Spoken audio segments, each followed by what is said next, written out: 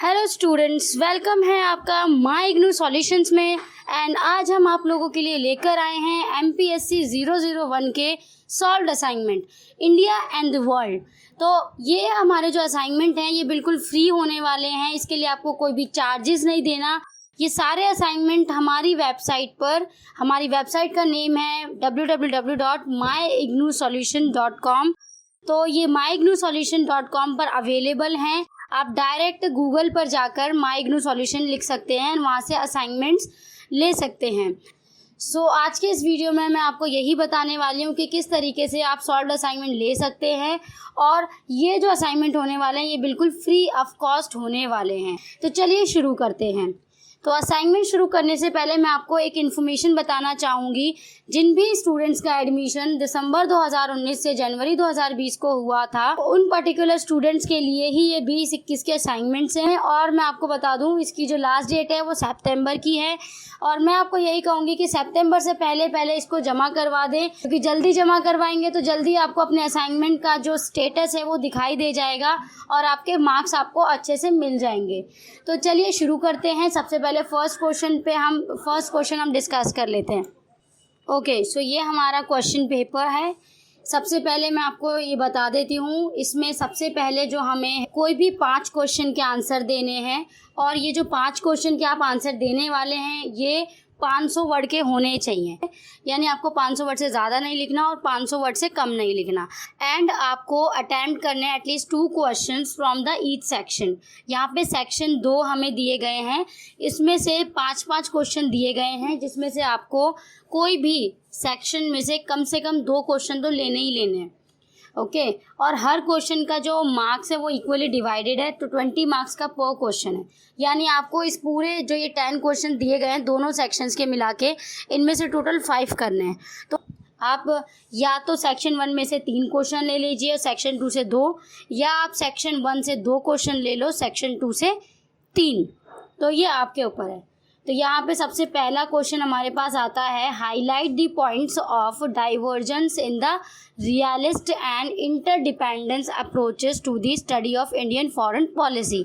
So in this question आपको answer देना है अबाउट इंडियन फॉरेन पॉलिसी, जिसमें जो इंडिया ने जो फॉरेन पॉलिसी अपनाई है उसमें जो रियलिस्ट एंड इंटरडिपेंडेंस अप्रोचेस हैं वो आपको बताना। तो मैं आपको बेसिकली बताऊं तो ये जो है क्वेश्चन जो है ये बेसिकली 3 क्वेश्चंस को पूछ रहा है। पहले तो आपको इसके आंसर में इंडियाज़ फॉरेन पॉलिसी बतानी है, इसके बाद आपको इसकी अप्रोचेस बतानी है, यानी डाइवर्जेंस जो है, यानी आपको इसकी अप्रोचेस बतानी, यानी realist approach and interdependence approach.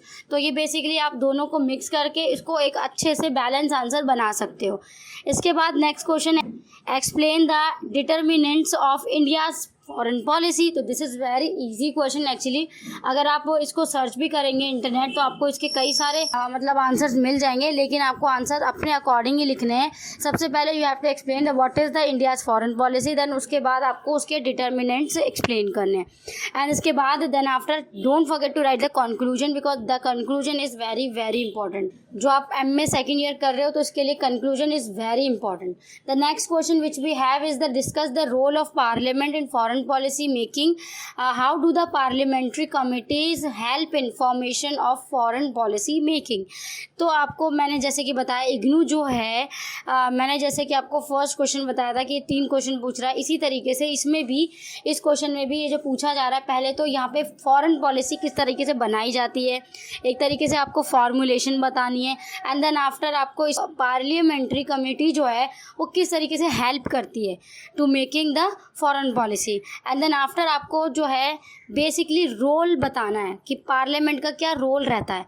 तो आपको सबसे पहले तो इसका फॉर्मुलेशन एक्सप्लेन करना, then after the role of the parliament and the committee, how committees help. तो इसमें आपको बेसिकली 3 पॉइंट तो मेंशन करने ही करने हैं, then after you can mention the conclusion. The fourth question which we have is the examine the significance of European Union for India's foreign policy.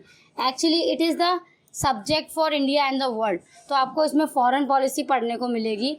तो इस क्वेश्चन में ये पूछ रहा है कि आपको सबसे पहले इंडिया की फॉरेन पॉलिसी यूरोपियन यूनियन के लिए क्या है, उसके क्या क्या सिग्निफिकेंस है, तो वो आपको इसमें बताने हैं। तो ये एक बहुत ही अच्छा आंसर बन सकता है। पहले आप India's foreign policy for the European union, actually आप जब अपनी बुक्स पढ़ेंगे तो उसमें एक अलग से इसका ब्लॉक दिया गया है, अलग से यूनिट दिया गया है, तो आप उसको पढ़ सकते हो आराम से। उसमें इसका सिग्निफिकेंट भी बताया गया है और इसके बारे में बताया गया है। Then the fifth question which we have is the comment on the bilateral relation between the India and Russia after the disintegration of the Soviet Union. तो जब सोवियत यूनियन का डिसइंटीग्रेशन हुआ था उसके बाद what is the relation between the India and Russia, तो you have to explain the relation. तो इसके लिए सबसे पहले आप डिसइंटीग्रेशन बता सकते हो। जब सोवियत यूनियन का डिसइंटीग्रेशन हुआ था देन एक पावर आई थी अलग से रशिया, तो फिर इंडिया के जो रिलेशन थे वो रशिया के लिए कैसे रहे थे वो आप इसको एक्सप्लेन कर सकते हो। So it will be the balance answer. Next section होता है, उसमें आपके जो क्वेश्चन है वो पॉइंट वाइज दे दिए गए होते हैं और दोनों पॉइंट के आपको कम से कम 250 वर्ड तो लिखने हैं। तो पहला 6th क्वेश्चन हमारा है, ए इसका पार्ट है की issues of conflict between India and Pakistan.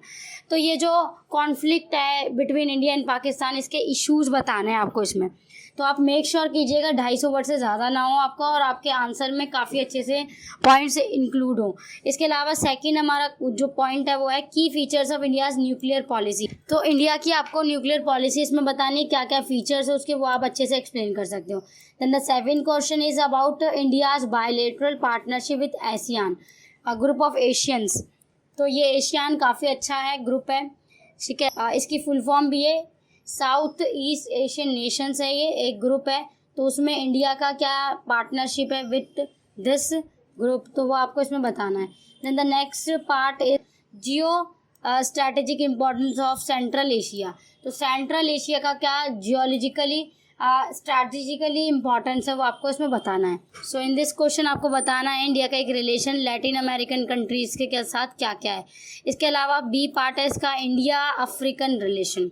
तो इंडिया का अफ्रीकन कंट्रीज़ के साथ आपको रिलेशन बताना। Then the next question, India की जो डिसआर्मामेंट पॉलिसी है वो बहुत ही अच्छी है भाई, पूरे वर्ल्ड में इसको बहुत सराहना मिलती है। वो क्या है कैसे है वो आप इसको में बता सकते हो। इसके अलावा बी पार्ट है इसका India's relation with SAARC. India का जो रिलेशन है सार्क कंट्रीज़ वो आपको इसमें बताना है। Okay, the 10th question is about MNCs in the contemporary international relations. तो MNCs का आपको बताना है कि किस तरीके से ये रोल प्ले करती है इंटरनेशनल रिलेशन बिल्डिंग के लिए। Because MNC in the sense multinational corporations, तो वो बहुत ही ज़्यादा अच्छे लेवल पे आप economically and geographically and politically तो तीनों रोल प्ले करती हैं। अगर आपको इंटरनेशनल रिलेशन बिल्ड करने, MNCs is a good example. So the b part of this question is India's association with the Commonwealth. तो कॉमनवेल्थ जो है उसके साथ इंडिया का क्या एसोसिएशन है वो आपको इसमें बताना है। तो आप, मैं एक चीज़ बताऊं, अगर आपने बुक वगैरह रीड की होगी तो आपको इस सभी क्वेश्चंस के आंसर काफ़ी आसानी से मिल जाएंगे, क्योंकि इग्नू की बुक्स में काफ़ी डिटेल में बताया गया है इन सभी का आंसर। ओके, या अगर आप थोड़ा सा और डीप में स्टडी करेंगे तो इसके भी आंसर आपको डीप मिल जाएंगे। इसके अलावा अगर आपको आंसर चाहिए तो आप मुझे व्हाट्सएप पर कॉन्टैक्ट कर सकते हैं, उसके साथ ही आप मुझे मेल भी कर सकते हैं। इसकी इन्फॉर्मेशन मैं आपको डिस्क्रिप्शन बॉक्स में प्रोवाइड करवा दूँगी। ओके, तो अब माई इग्नू सॉल्यूशंस आपको इग्नू से रिलेटेड MPS जो सब्जेक्ट है आपका उससे related notes, previous year papers, most important topic books सब कुछ मिल जाएंगे। यानी फाइनल एग्जाम्स की आपको प्रेपरेशन करनी है, सो आपको उन सभी का सॉल्यूशन हमारे यहाँ पे मिल जाएगा। इसके साथ ही अब मैं आपको बताना चाहूँगी कि आप घर बैठे भी पढ़ाई कर सकते हैं काफ़ी अच्छे से। हमने पेन ड्राइव कोर्स अपने लॉन्च किए हैं जिसमें आपको पूरा जो ये सब्जेक्ट है, जैसे लाइक MPSC 001 है, इसके सारे सब्जेक्ट को डिटेल में एक लेक्चर्स के द्वारा हमने बनाया है। जो लेक्चर्स आप सुनेंगे बहुत ही अच्छे तरीके से बनाए गए हैं। आपको उन सभी की जानकारी मैं डिस्क्रिप्शन बॉक्स में दे दूंगी और आप हमारी वेबसाइट पर भी विज़िट कर सकते हैं और आप ज़्यादा जानकारी के लिए हमसे कांटेक्ट भी कर सकते हैं। तो यहाँ तक के लिए स्टूडेंट्स, थैंक यू फॉर